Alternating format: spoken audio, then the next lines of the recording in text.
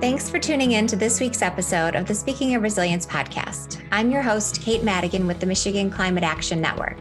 This podcast is also brought to you by the Groundwork Center for Resilient Communities. Our guest today is Nancy Wang, Executive Director and a founding member of Voters Not Politicians, the organization that led the successful ballot initiative to end gerrymandering in Michigan. Nancy, as a volunteer, led the policy committee that wrote the constitutional amendment language with input from the public. Nancy is an attorney, and prior to leading Voters Not Politicians, she was the director of the Environmental Law Clinic at the University of Michigan Law School. In this episode, we talk about redistricting, climate policy, and current threats to our democracy.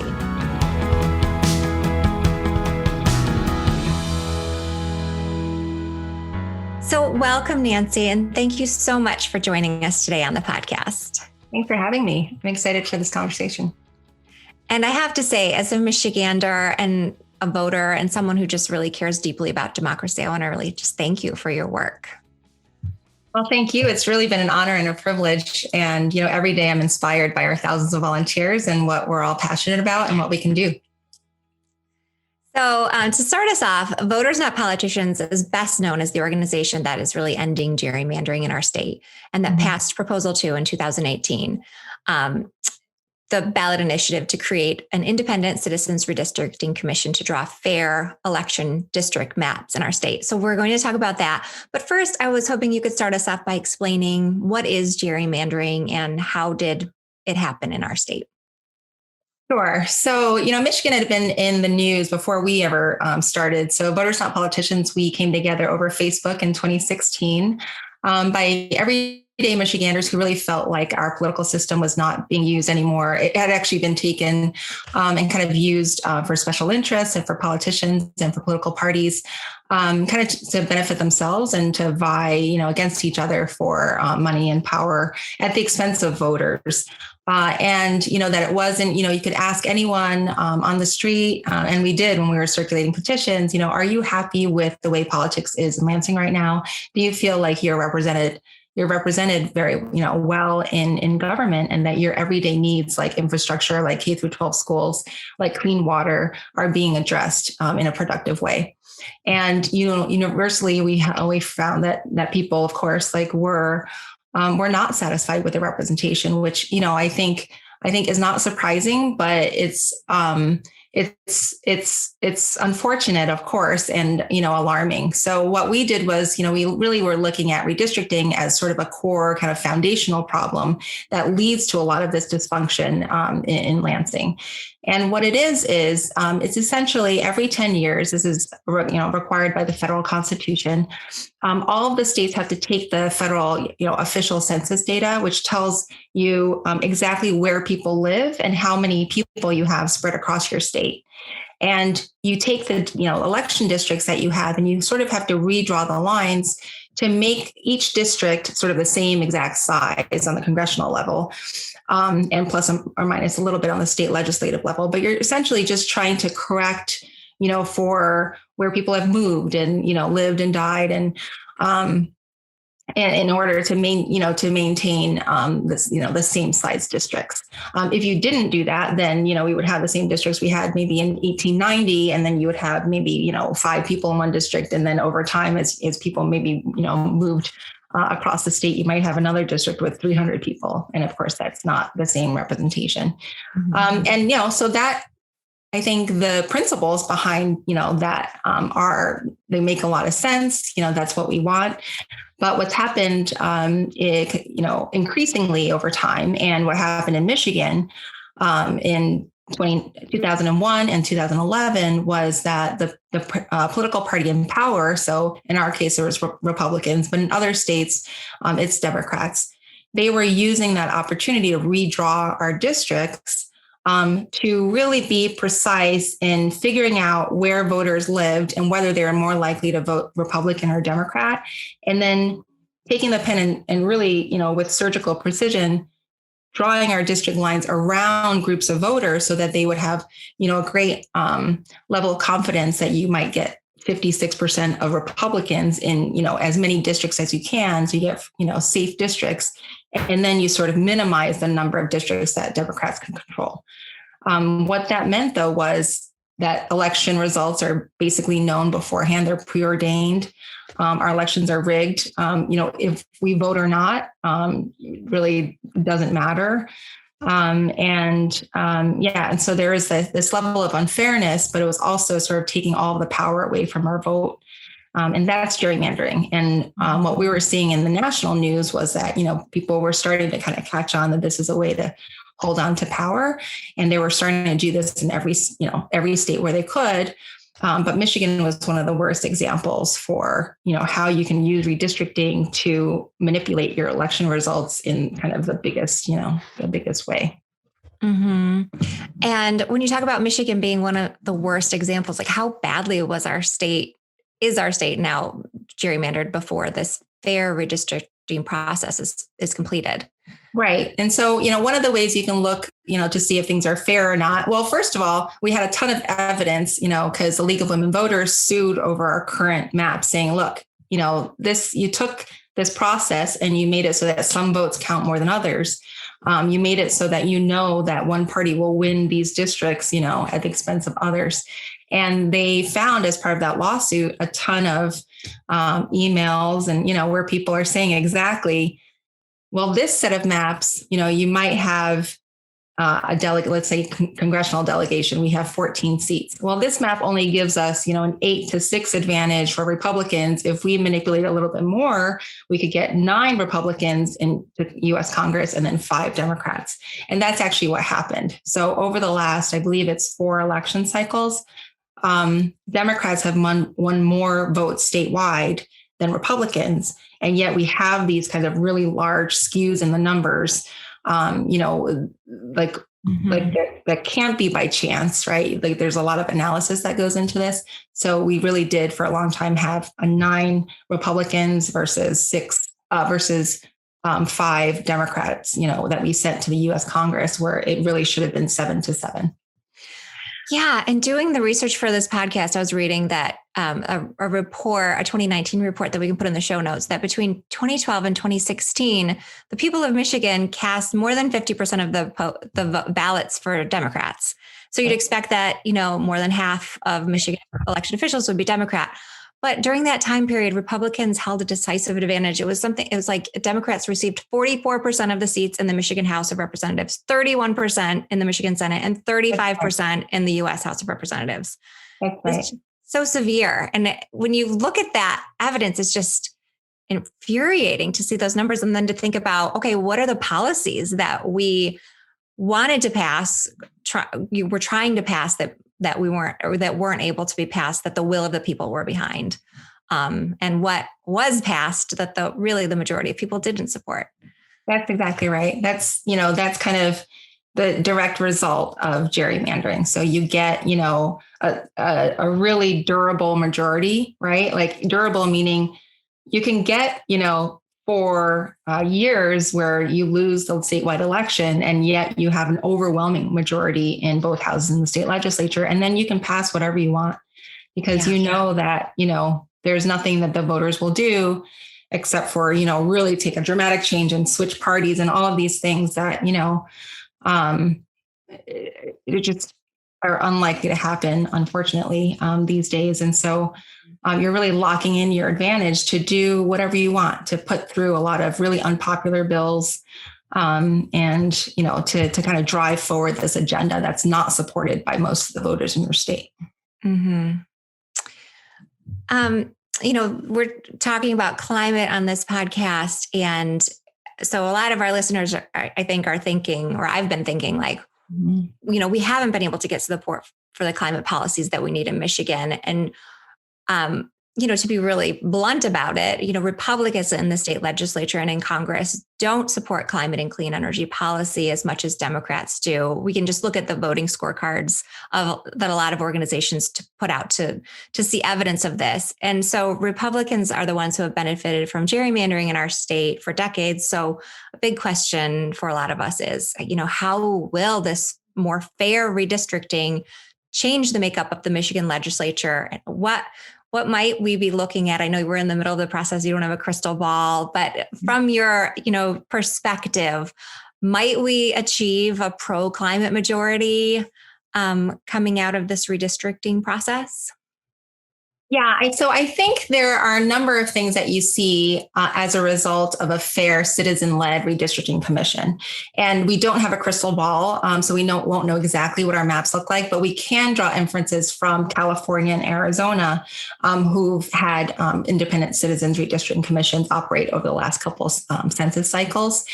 And what they've shown is that there's more voter engagement because, when you know that your votes count and where it might make a difference, and you can hold representatives accountable, you're more likely to show up. You get newer sort of people that come into races because it's not so, you had some districts with gerrymandering that were like sort of locked down in favor of incumbents. Like they might draw the district, especially around like some of the stronger challengers. So when you don't have that, you sort of have, a more equal playing field for anyone that might want to join that race. And that does bring sort of fresh ideas, support for potentially more, popular policies like environmental policies. And then, you also see a willingness from, people across the aisle to work together. So, you might not see, the sort of rigidity, where you have your Republican,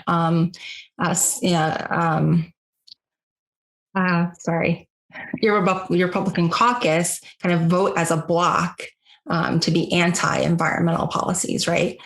Because gerrymandering makes the only part of the election process that's relevant to the lawmaker is the primary. So they know that it's been rigged in favor of Republicans, let's say, again, 55%, something insurmountable with like a normal election year. You'll see it's rigged in favor of Republicans, 55%, but that lawmaker knows that they have to get past the primary and then they'll win.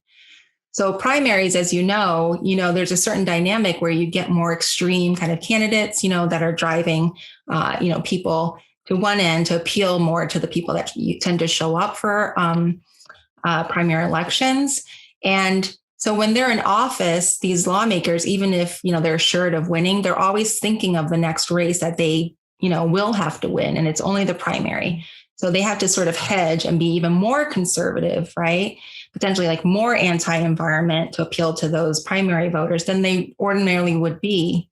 Mm-hmm. Whereas if you had sort of a more mixed, more sort of equalized district that more like looks like the composition of Michigan, then you would have sort of an actual exchange of ideas and that middle to work with and not be so guarding your extreme side. Mm-hmm. Mm-hmm. And as you pointed out, there are states where gerrymandering benefits Democrats. Mm-hmm. And so what I think is one of the things that's so powerful about the way that your ballot initiative is creating the redistricting is that it really truly fairly redraws districts to more accurately represent the people, that it is not biased either way. So will you talk about that and how this process, the redistricting process, works? Sure. And that was so critical to our movement and the success of our movement, both at the ballot box and then recruiting volunteers, to do the work. Is from day one, we were adamant that this had to be a nonpartisan solution. Like we're not working for one party or another. In fact, we're working for voters, not politicians, hence our name. And we really wanted to bring voting power and redistricting back into the hands of the people. Often I think that is one of the reasons why I was drawn to the campaign. And a lot of people were drawn to the campaign to kind of devote, I don't even know how many, thousands of volunteer hours to this effort. Was we didn't want to do another thing that was just sort of getting into, all of this toxicity. And, we really wanted to find a solution that, put voters first, like voters across the political spectrum. So if you look at the amendment itself, it's all about fairness and I think the most important thing about it is ultimate transparency. So whatever the commission is doing, how it was selected, who applied, any kind of discussions or, thoughts that they might be having about doing it one way or another, whether they're thinking about politicians, having them in mind. All of that has to be done in the public. That's like in the Constitution. So it's ultimately, it's all transparent. And then also the commission has to follow some rules, very strict rules when it's drawing the maps.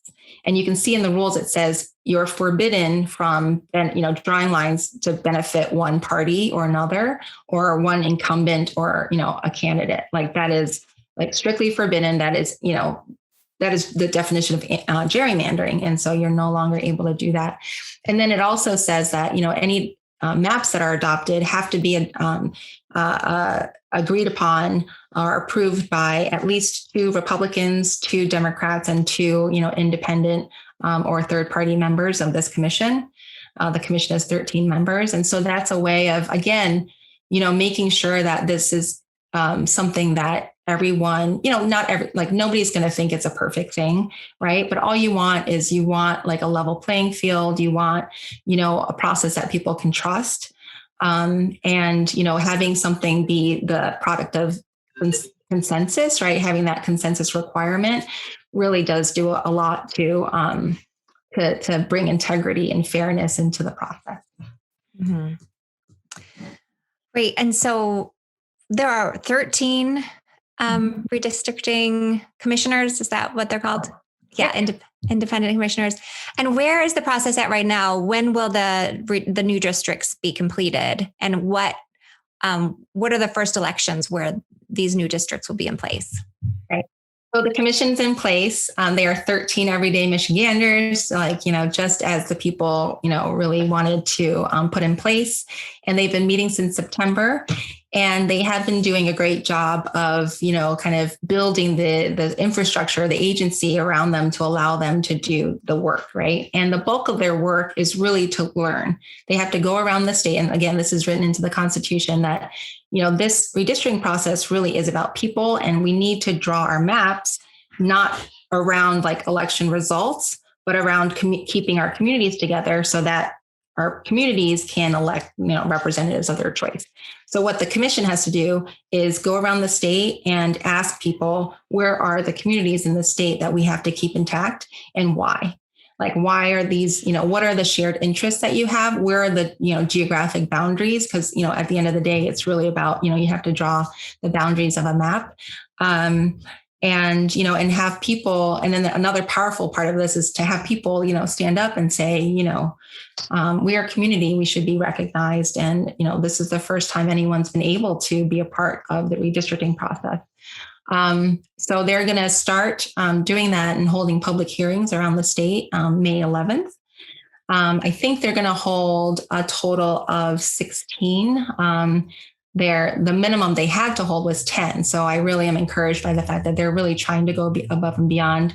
They're trying to think about things like, how do they make these hearings the most accessible to people? There's language translation, there's like accessibility, like technology issues. So they're really being thoughtful about that. And then, so right now they're sort of in a fact-finding phase, which is going to be like, again, it's like a really critical part of their job. So what Voters Not Politicians is doing is we and other nonprofits in the state are, going and working with, community organizations on the ground to make sure everyone knows of this opportunity. And we're trying to learn again from California and Arizona about, how people can present the most, their testimony and their maps in the most effective way so that the commission can actually use it and incorporate it into its own process really easily. And, that's going to happen. These hearings are going to be going on for at least for a few months. And ultimately, we can't draw final maps until we get the final census data from, the federal government. And unfortunately, because of COVID and other things, they've announced that data is going to be delayed. So we're not going to get the data until end of September, which kind of that meant that we need to move, and the commission's starting to do this, like move the deadlines that are in the amendment just slightly to give it, some time to actually work with the census data, draw draft maps, and then there's going to be a whole other round public comment and input so that, people see, okay, yeah, what's being considered, and then can kind of help the commission refine them into final maps. So we should be getting final maps by, I think it is end of January. And that gives enough time for the Secretary of State's office to translate them into all of did you know that there's like 5,000 unique ballots that they have to, that they have to put together and print, and give to all of our different clerks. And so they need to do that. And then these maps are going to, be used for the first time in the August 2022 primary. Okay. And then they're going to be used in the November, 2022 general election as well. Okay. And then for the next decade. So great. And you've touched on this story a little bit. I want to hear more about the voters not politicians story, because, a lot of people really thought addressing gerrymandering was not even possible. And then along came, group of this grassroots effort, a group of volunteers who just decided to take it on and succeeded. And you were there from the beginning. So I would love if you could tell us that story and why you think it was successful. Yeah, it's a very unlikely story in so many ways. So my friend now, Katie Fahey, posted on Facebook, I want to take on gerrymandering. Is anyone with me? And I was one of the, first people to respond. We did not know each other. And others that are really close friends of mine now also kind of, jumped on board. And initially, we didn't know what we could do if there was anything. We just knew that this was a really terrible problem, and it made no sense to have politicians being able to draw districts, again, at the expense of voters, just to keep the politicians themselves in power indefinitely. So we really felt like this was an urgent issue. It was a structural issue. It was preventing, our government from serving us, right? And really solving the problems that really concern everyday people. And we started kind of talking over Facebook, and just, I'm a lawyer. And so I remember us just having to do just initial research. So I put together a spreadsheet, Excel spreadsheet with like colors about what do we have now? What do other states have? Like, what could we do? And it was like very basic, just like trying to understand the lay of the land. And then I was immediately made the policy chair because of that spreadsheet. So I think at the beginning of every great campaign, there's a spreadsheet.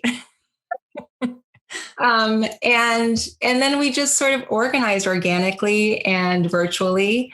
And what we did really to bring in people was word of mouth. But also we started doing these town halls all across the state to say like, hey, do you think this is a problem? We think this is a problem, And every event when we did, we started in like, libraries or, a book club. I mean, any people that would, invite us to talk with them, we would do that. And I remember there was this one point where we presented at the Lansing Public Library, and there were like 350 people there. And we were like, oh, like this is, we're starting something here. And that's how we did all of our recruitment. So every time we had one of these small presentations, we would say, hey, sign up to volunteer. And like basically everyone in the audience wanted to volunteer. So we started growing and just making like groups of people that were interested in like education or policy. And so on the policy side, for example, we had this group, and it was an open invitation. So have you ever, worked on policy before?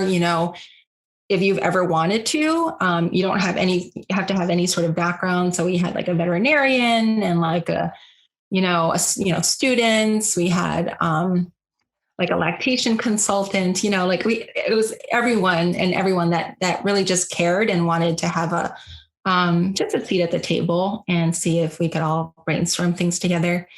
And then we figured out that in Michigan, we're one of 18 states where citizens have the right, we've preserved the right for ourselves to put something on the ballot, and we can amend our constitution.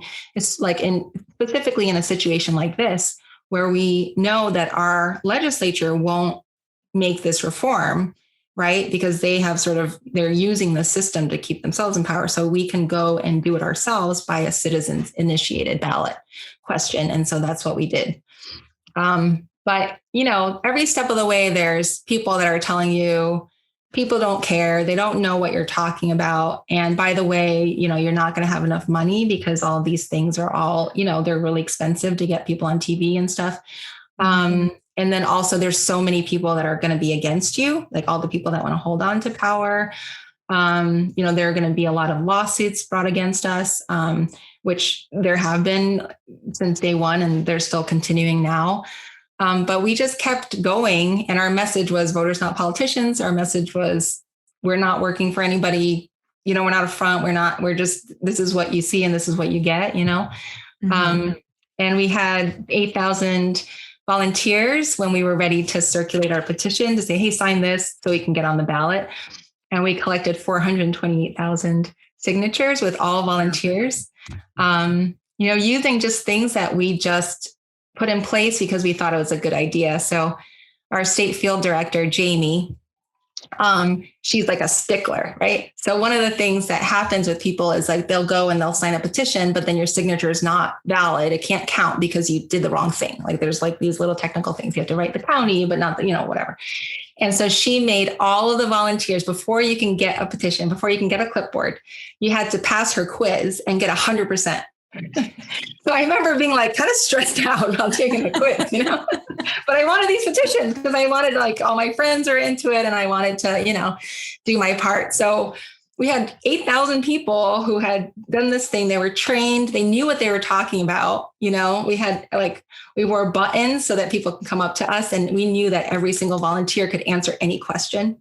It was really cool. It was like, it was a totally grassroots effort. And we did overcome all these lawsuits to try to kick us off the ballot. But we won at the Michigan Supreme Court on a bipartisan, decision. And we won on election day with 61% of the vote, including, I think, 66 out of Michigan's 83 counties, including 45 counties, I think, that had voted for Donald Trump in 2016. So it was red, it was blue, it was purple. It was a supermajority of voters across Michigan. And that really was like the icing on the cake, that was our message. And that was what we were putting forward. And, Michigan voters like us, really, like they approved, our ballot initiative. Mm-hmm. It was just extraordinary how it all happened. And I mean, just the fact that what you mentioned, the fact that you had no paid signatures, that it was all volunteers that gathered these signatures, because it's a lot of signatures in a short amount of time. It's almost unheard of. And you got the signatures in record time. I mean, that's just one example of just how this campaign caught fire and was so well run and it was so grassroots. And then in 2020, we saw more pro-democracy reforms passed on the ballot. Do you think that your campaign success in 2018 really helped inspire some of those? Yeah, I think so. And, we had a long, we had many strategic retreats. We wanted to kind of, understand a lot of, I think, every ballot issue campaign that has come before us. Always, like, you do the campaign and then you sort of, you dissolve. Because you have one goal that's driving you forward. And we really felt like there was so much for us to do. And what we're really about is putting voters back, into the center of our politics and making like structural change. And there's so many different ways, unfortunately, that, we need to do that still. So we are definitely part of, the army of organizations, nonpartisan, nonprofit, community organizations that are really trying to drive a pro-democracy, movement forward in the state. And I think 2018 was huge. We passed Proposal 3 in addition to our proposal, which put, voting rights like in our hands, that 3 million, it allowed 3.3 million Michiganders to vote by absentee ballot. Thank goodness, in the middle of a global pandemic, which no one could have foreseen, but I think it's showing that a lot of people, again, across the political spectrum are really like seeing how important it is for us to, unite together around democracy and make real change in our state. Yeah. And I think it's important to point out as we talk about gerrymandering that the long history of gerrymandering to deprive non-white citizens and BIPOC communities of their political rights. And so I'm wondering if you can talk about that and the parallels with, disenfranchising BIPOC voters that, we're still seeing. Yes, absolutely. So yeah, that there's a lot to that, right? So one of the things that people will point to, or proponents of gerrymandering will point to, is, well, you're not separating people by race. You're not discriminating against people by race, because there still is that sort of that protection in our US and our state constitution that you can't do a racial gerrymander, right? You can't discriminate against people based on race. But what happens, of course, is that they really are using, race as a proxy for how you're going to vote, right?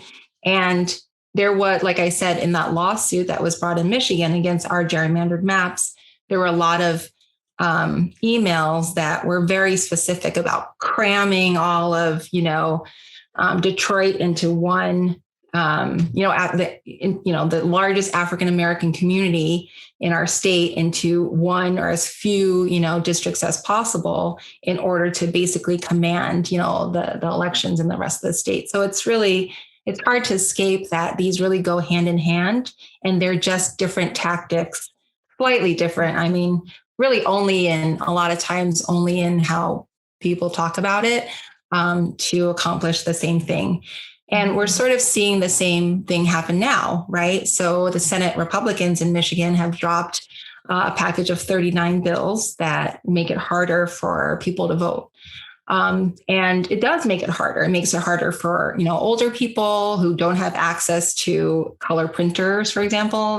They're trying to make it so that you have to provide a color copy of your picture ID in order to apply for an absentee ballot. I mean, a lot of people don't have that, access to a color printer. And there's just a lot of burdens that they're trying to put on people, but they also know that it will disproportionately impact our communities of color.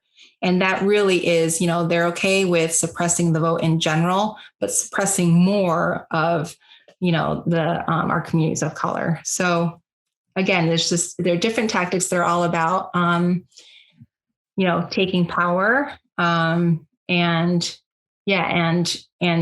keeping it, from a lot of our underrepresented communities. Mm-hmm.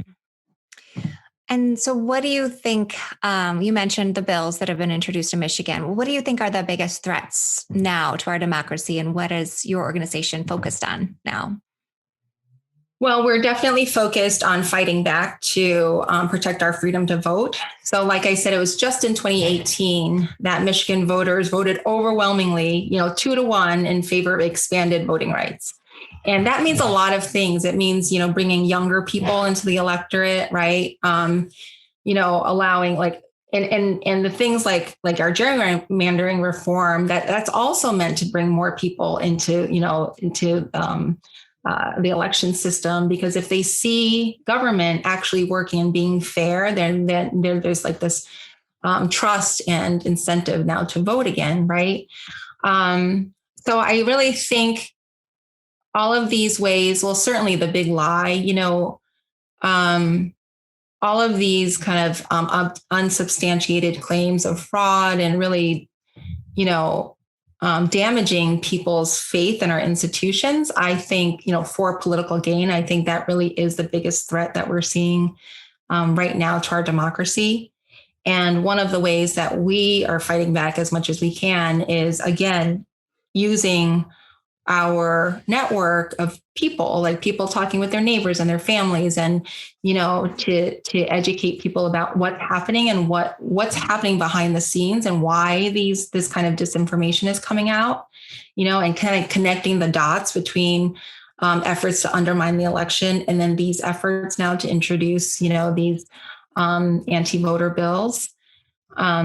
And again, knowing that if people know and they have the opportunity to fight back, we know that, 2/3 of Michiganders really favor expanded voting rights, not what's happening in the legislature, and that we're going to do everything we can to, to get the corporations to speak up, to get them to change their behavior and, take away their corporate campaign contributions from a lot of these leaders of the anti-voter effort. And we're going to try to get people to ultimately, vote at the ballot box, right? And get, representatives that are not, serving you out of office and things like that. But it really starts with education. And that's kind of where we're at right now is we actually have thousands of volunteers right now who are knocking on doors in various Republican districts to say, hey, your state senator is leading this effort, to make it harder for you to vote absentee. Is that what you want? And we're following up with, so we're passing out literature. We're doing no contact, but just passing out information. And then we're following that up with some calls to say, to make sure that if people have questions, about what's happening, because we know not every person is going to follow, the Senate website every day, but these issues there's so much at stake and they affect all of us. Yeah. So for listeners who are interested in finding out more and getting involved, maybe knocking on some doors, maybe supporting voters, not politicians, what are the best ways for people to get involved? Sure. You can go online and our website is www.votersnotpoliticians.com/volunteer. And we'll get you all set up. We have phone banks, we have lit drops, we have, regional teams all set up and waiting for you. And you'll be, swept up. And this is one of the ways that we are always kind of, aware of is that we're offering people an opportunity to actually take direct action against, these things. I mean, I know it's COVID. I know, there are a lot of restrictions and absolutely where everyone's, staying safe, but there are still a lot of things we can do on a grassroots level to fight back against this kind of anti-voter, efforts that are kind of coming through our state. Mm-hmm. Great. Well, is there anything else that we haven't covered that you want to make sure to mention today?